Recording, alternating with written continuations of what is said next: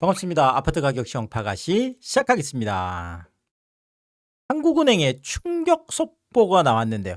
가계부채 상환 부담이 폭증할 거다. 와, 도대체 무슨 일인지 좀 살펴드리면은요. 자, 월요일 당장 은행으로 달려가서 대출금을 갚아야 될 정도로 정말 지금 이런 상황들이 펼쳐지면 정말 난리가 날 거다. 지금 이런 건데요. 자, 대출 금리가 0.25% 인상하면 이자 부담이 무려 3조 2천억이 와. 야, 우리나라는 이제 가계대출 자체가 또 많다 보니까 그런 것도 있겠지만 이 0.25% 인상이라는 게 그냥 뭐 그 정도 올라갈 수 있지라고 하지만 그 이자 부담이 정말 조 단위도 그냥 조 단위가 아니라 3조 2천억이 증가를 한다라는 건데, 그러면 실제로 이런 일이 벌어질 수 있느냐, 그리고 개인적으로는 어떤 부담들이 있는지 이 부분을 조금 살펴드리면, 좀 자료를 보면서 이것도 말씀을 드리겠습니다. 자, 일단 농협은행이 지금 가장 지금 대출이율이 높고 빠르게 진행이 되고 있는데, 농협의 지금 4월 24일 기준했을 때 6.77%, 이것도 엄청나게 높았죠. 자, 그런데 5월 4일 날 이게 6.91%까지 올라갑니다. 그리고 5월 6일 날 다시 6.94, 지금 며칠 만에 뭐 그냥 팍팍팍팍 뛰는 거죠. 자, 그리고 5월 11일 날 6.98, 정말 7%턱 밑까지 온 거죠. 정말 숨이 차다라고 할 정도인데, 자, 결국은 5월 16일 날 7.08%, 정말 미쳤다라고 할 정도로, 자, 6.77%가 4월 24일이었고 지금 오늘이죠. 그러니까 5월 16일, 17일 지금 7.08까지 올라왔는데, 이게 불과 3주 만에 일어난 일이에요. 계속 막 뛰고 결국 3주 만에 0.31%가 올라가면서 결국 6.77도 정말 숨이 턱이 차는데, 7.08이면 숨이 턱을 차는 걸 넘어서 천정을 뚫어버린 거죠. 이거 뭐 7.08이라는 것은 상상할, 그것도 5대 시중은행의 주택담보대출 금리가 7.08%라는 건 상상할 수 없는 일이 결국은 터진 거죠. 자, 방금 보셨잖아요. 이 대출금리가 0.25% 인상한다라는 게 이게 뭐 그냥 있을 수 있는 일이야가 아니라, 이미 4월 말하고 지금 5월 중순하고 비교했을 때도 0.3%, 그것도 시중은행이 0.31, 0.3% 넘게 올라가서 실제로 이미 이런 일은 벌어졌다라는 거죠. 자, 그러면 이자 부담이 무려 3조 2천억이 증가를 했다라는 거죠. 어마어마한. 자, 이걸 뭐 누가 다 내는 거예요? 전부 다 사실 대출을 받은 차주들이 내는 뭐 이런 상황인데, 한국은행이 이 부분을 이제 경고를 한 거죠. 야, 이거 큰일 났다. 사실 이렇게 이자 부담이 많이 늘어나게 되면 그만큼 가계 지출이 줄어드는 거고, 더더구나 이제 이자 부담이 커지면 이 상환 부담 때문에 백기투항이라고 하죠. 영끌하셨던 분들 입장에서는 야, 이거 뭐 정말 뭐 경매에 넘어갈 수도 있고 아니면 빨리 팔고 나가야 되는 이런 상황들이 생길 수 있는 거죠. 자, 그런데 이게 끝이 아니죠. 대출금리가 0.5%만 인상을 해도 이자 부담이 6조 4천억이 증가를 하고요. 0.75% 인상이 되면 이자 부담이 무려 9조 7천억. 와, 10조 가깝게 증가를 한다는 게, 이게 정말 뭐 상상하기 어려운 뭐 이런 일들이 실제로 벌어지고 있습니다. 자, 그런데 지금 일본 국채가 지금 미쳤죠. 거의 뭐 발작 수준이죠. 10년물이 2.7%인데 이게 29년 만에 최고예요. 자, 29년 만이면 우리가 잃어버린 30년이 시작된 바로 그 시점하고 지금 비슷한 상황까지 가 있는 거죠. 그래서 기업 물가 지수가 4.9%, 미쳤죠. 예상이 3%였는데, 자, 결국 기업 물가 지수, 뭐 지금 미국 같은 경우에도 PPI가 6%까지 나왔잖아요. 그래서 6%, 이런 생산자 물가, 기업 물가 지수가 올라가면 2, 3개월 정도 두고 소비자 물가가 올라가기 때문에 굉장히 위험한 상황이 되겠습니다. 그래서 29년 만에 최고치를 찍는, 그래서 일본 국채가 10년물이 2.7%라는, 보시는 것처럼 일본 국채 10년물 2.734까지 가 있고요. 자, 그리고 5년물 같은 경우에도 2%를 넘었습니다. 그리고 30년물도 3.98. 와, 뭐 이런 수치를, 자, 아니 우리 일본 그러면 뭐 늘 뭐 제로금리 뭐 이런 지금 나라였는데, 이제 일본 국채 금리가 4%라는, 자, 듣지도 보지도 못한 이런 숫자가 지금 나와 있는 거죠. 3.98까지 지금 가 있고요. 자, 여기에다가 미국채까지 난리 났죠. 30년물이 5.12까지 올라가면서, 하기야 뭐 일본이 지금 거의 뭐 4% 지금 넘어가 있는 상황인데, 지금 뭐 미국채는 더 말할 게 없겠죠. 그래서 30년물이 5.12로 2007년 이후에, 자, 그리고 아까 일본은 뭐 잃어버린 30년하고 비슷하다고 말씀드렸는데, 미국채 같은 경우에는 2007년, 2008년이면 금융위기 수준이잖아요. 그러니까 금융 시스템의 위기가 왔던 이 트라우마가 있기 때문에 이 5.12라는 숫자가 굉장히 위험한 숫자로 보인다는 거예요. 그래서 30년물이 5.122까지 지금 가 있는 상황이고, 10년물 같은 경우에도 마에 4.5%를 뚫었습니다. 그래서 4.597, 그러면 거의 4.6%까지 가 있는 충격적인 정말 뭐 상황들이 벌어지는 거죠.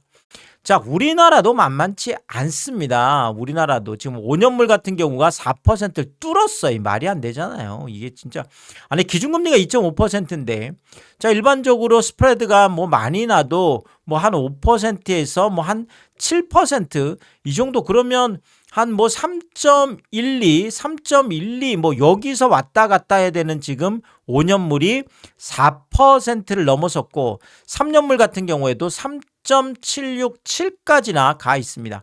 10년물은 이미 4%를 넘어서 4.27까지 가 있는 상황이고, 30년물도 4.16을 넘어서 이제 2년물이 뭐 3.6을 넘었는데 말 다 했죠. 그래서 지금 우리나라도 이제 전부 다 지금 4%대로 들어가는, 그리고 4%에서 자칫 잘못하면 5% 가깝게 가는, 자, 이 국고채 금리가 올라간다는 것은, 아니 기준금리는 계속 2.5% 동결인데 그만큼 지금 시장금리가 발작을 한다는 것은 그만큼 뭐 그렇죠. 기준금리 압박도 지금 높다라는 거고, 그래서 한국은행 같은 경우에도 기준금리 인상 뭐 이제는 기정사실이에요. 이제는 뭐 완전 기정사실이고, 이미 한국은행에서 부총재가 이 부분을 기정사실화했고, 자, 5월 28일 날 기준금리를 올릴지 아니면 여기에서 인상 시그널만 나올지 모르겠지만, 어쨌든 간에 올해 안에 기준금리 2.5%가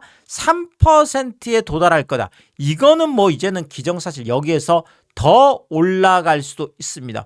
왜냐하면 지금 미국 같은 경우에도 당장 내일이죠. 내일 이제 케빈 허시가 취임을 하는데, 자, 지금 뭐 트럼프가 꽂아놓은 연준 의장이라고는 하지만 금리 인하는커녕 들어가자마자 지금 금리를 인상해야 될 정도로 굉장히 지금 심각한 인플레이션 상황이, 지금 뭐 일본 아까 얘기했지만 뭐 미국도 마찬가지고 우리나라도 마찬가지고 지금 다들 난리가 나 있습니다. 자, 결국은 대출금리가 뭐 0.75% 인상되는 거, 이건 아무것도 아니에요. 이제 앞으로는 시중은행의 금리가 8%, 사실 우리가 시중은행 금리가 7%를 넘어설 거라는, 7.08%, 7%를 넘어설 거라고 상상한 사람이 얼마나 있었을까요? 아니 시중은행 금리가 불과 21년 뭐 한 5년 전만 하더라도 2.5% 이랬잖아요. 그래서 2.5%, 그리고 실제로 2%대 뭐 30년 뭐 우리가 혼합형 금리에 그러면 5년 고정에 25년 변동, 자, 결국은 21년에 지금 이렇게 혼합형을 받으신 분들 같은 경우에는 2.5% 고정금리로 받았다가 지금 26년 올해부터 시작해서는 이게 전부 다 변동으로 바뀌게 되죠. 자, 그럼 변동으로 바뀌게 되면 2%였던 금리가 7%, 이제 8%까지 갈 수도 있는 거죠. 아니 0.75만 올라가도 이자 부담이 9조 7천억, 10조 가깝게 증가를 하는 정말 충격적인 오늘 전망이 나와 있습니다. 자, 그리고 개인적으로 보더라도 아까 뭐 이제 6억 대출, 요즘 뭐 6억 대출 많이 얘기하잖아요. 그래서 6억 대출 얘기 많이 하는데, 자, 상환 기간을 지금 240개월, 20년 상환으로 잡았을 때 이자율이 4%면 지금 뭐 일반적으로 많은 분들이 한 4% 생각하고 계실 텐데, 자, 그러면 원리금 상환액이 360만 원 정도 됩니다. 아, 그러면 뭐 내가 한 연봉을 한 7, 8천 돼야 되나요? 뭐 이렇게 생각했을 때 그러면 한 달에 한 500, 600 그래도 빠듯한데 이건 살림이 좀 어려운데, 그렇죠? 자, 어쨌든 간에 어쨌든 360 내가 영끌해서 내 집 마련해 보겠다라고 해서 뭐 내가 정말 쪼들러 살면서 어떻게 버텨보겠다. 내가 뭐 한 달에 600 받아서 600이면 연봉이 한 7천, 8천 정도 되는 거, 연봉이 한 8천 정도 되면 600이면 내가 이거를 어쨌든 한 240 가지고 버텨보겠다. 사실 뭐 관리비 이런 거 내고 나면 한 200까지 버텨야 되는 거죠. 자, 근데 어쨌든 버텨보는 거죠. 자, 그런데 이게 만약에 8%로 가게 되면 원리금 상환액이 500만 원이 넘습니다. 아니 6억 대출 받았는데 내가 매달 500만 원을 내야 된다 그러면 내가 600만 원 받아봐야 쓸 돈이 100만 원도 100만 원도 안 되는 거죠. 이거는 안 되는 거죠. 생활이 될 수가 없습니다. 그래서 300만 원대하고 500만 원대는 자, 그만큼 차이가 많다라는 거죠. 그래서 이런 일들이 실제 지금 현장에서 많은 분들이 고민을 하고 있기 때문에, 자, 이렇게 계속 금리가 올라가면 당장이라도 월요일 은행으로 달려가서 대출금을 갚을 수 있다면 얼마라도 진짜 갚아야 될 이런 상황이 결국은 터지고 있다. 이렇게 말씀을 드릴 수가 있겠고요. 자, 안 그래도 지금 서울 아파트 거래가 15억 이하 비중이 80%를 넘어서서 깜짝 놀랐습니다. 이야, 이제 뭐 15억 넘어가는 아파트는 거래가 안 되고 있어요. 자, 15억 이하 아파트만 81%가 거래가 되고 있는데, 자, 결국 6억 대출 때문이죠. 6억 대출 아까도 살펴드렸듯이 6억 대출을 활용해서 영끌 매수를 하는 게 대부분인데, 자, 결국 아까도 보셨잖아요. 금리 때문에 내가 4%면 한 360만 원 내던 게 지금 8%가 가면 500만 원이 넘어가는 상황이에요. 자, 이거 지금 뭐 예측이 되는데, 아니 지금 대출 받아놓은 분들도 당장 내일부터 가서 은행에 월요일부터 가가지고 대출금 지금 갚아야 될 상황인데, 지금 내가 용감하게 이 상황에서 내가 영끌해서 이거 집을 산다? 야, 이거 정말 매수세가 꺾일 수밖에 없습니다. 자, 지금 고금리 앞에서 결국은 집값이 폭락할 수밖에 없는 상황으로 가고 있다. 자, 그리고 실제 지금 외곽 쪽에서 들썩들썩 하고 있다. 뭐 이런 얘기들이 나오고 있지만, 지금 뭐 그 중에 하나가 이제 노원인데 가장 지금 거래가 많습니다. 근데 노원구 월계동에 있는 월계 센트럴 아이파크, 자, 이것만 보더라도 35평형 지금 들썩들썩 하고 있다라는 이 금액 8억 5천이 알고 보면 5년 전에 이게 21년에 12억 5천까지 갔던 아파트예요.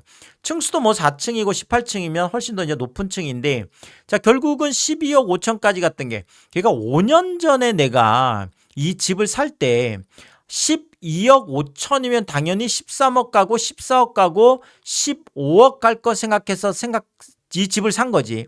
5년이 지난 26년 5년 후에 내 집값이 8억 5천까지 떨어질 거라고는 누가 상상을 했을까요? 자, 결국 월계 센트럴 아이파크 같은 경우에도 최근에 어느 정도 회복이 됐다라고 하지만 강남권 쪽에서 움직이는 거하고는 전혀 다른 메커니즘이죠. 그냥 5년 전 집값하고 생각을 해야 되니까요. 그래서 최고가 대비해서 4억이나 그것도 5년 전보다 4억이 떨어져서 32%가 하락하는 이런 거래가 나와 있는 거고요. 자, 그리고 중계동에 있는 경남 아너스빌 32평 같은 경우에도 5년 전에 8억이 넘었습니다.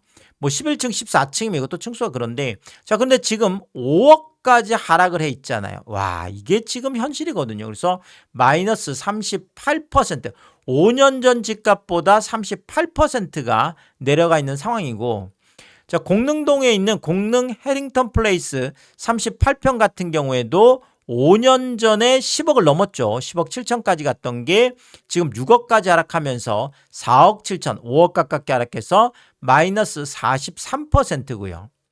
상계동 쪽에 있는 주공 10단지 21평, 자, 5년 전에 7억 6,500, 8억 턱밑까지 갔던 게 4억 2천까지 하락하면서 마이너스 45%고요.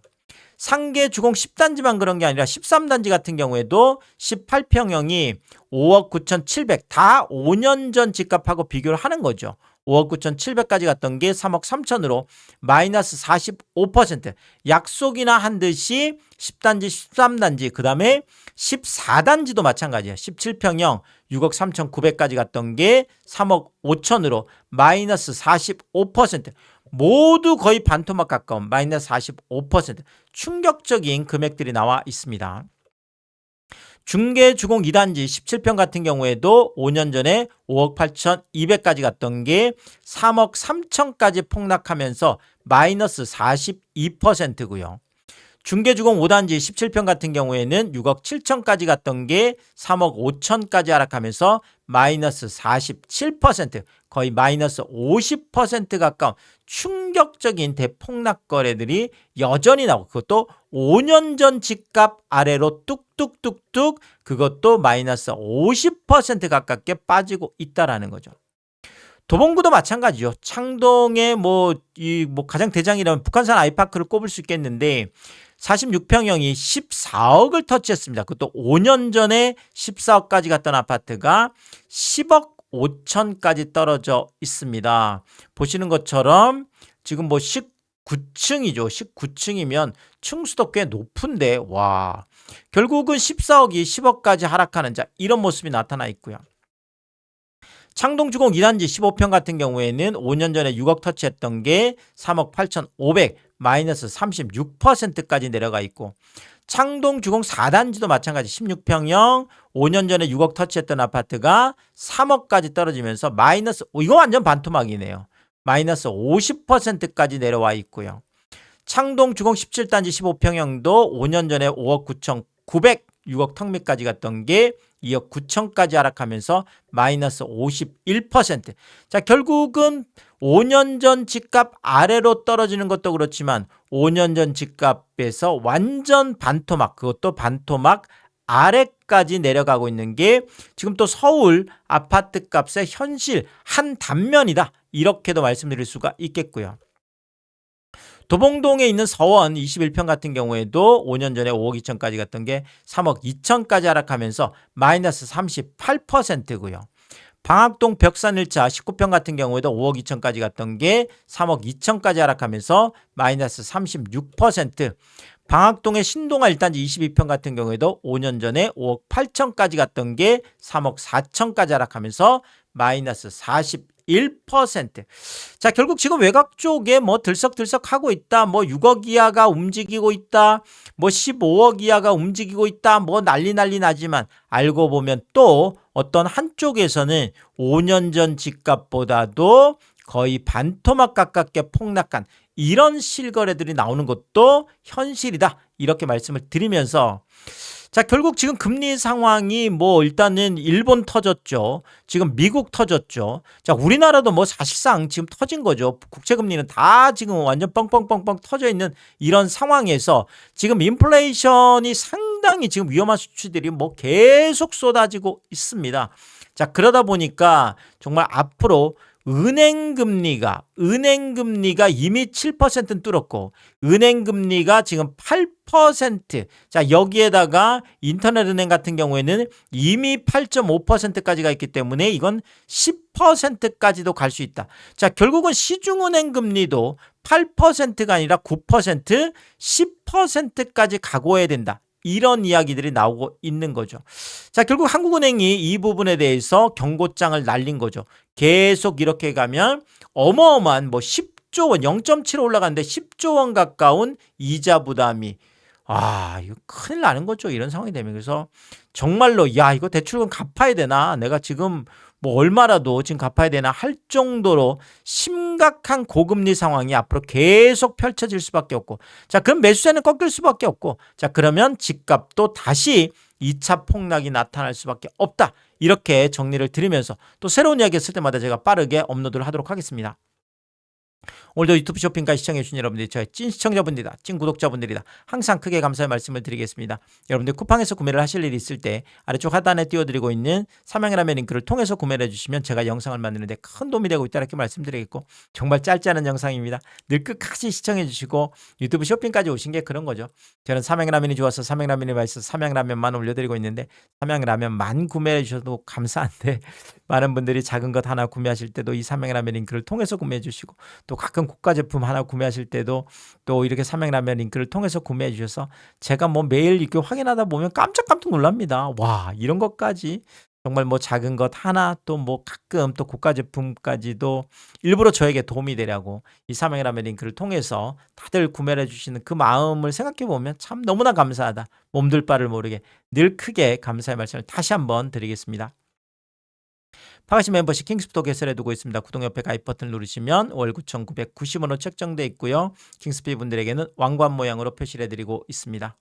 오늘도 킹스피 여러분을 소개해 드리겠습니다. 김화정님, 윤복자님, 피피칠 사모님, 유웅준님, 미셸님, 전영돈님, 늘 항상 감사의 말씀을 드리면서 많은 분들이 또 킹스피를 통해서 응원해 주시면 고맙겠습니다.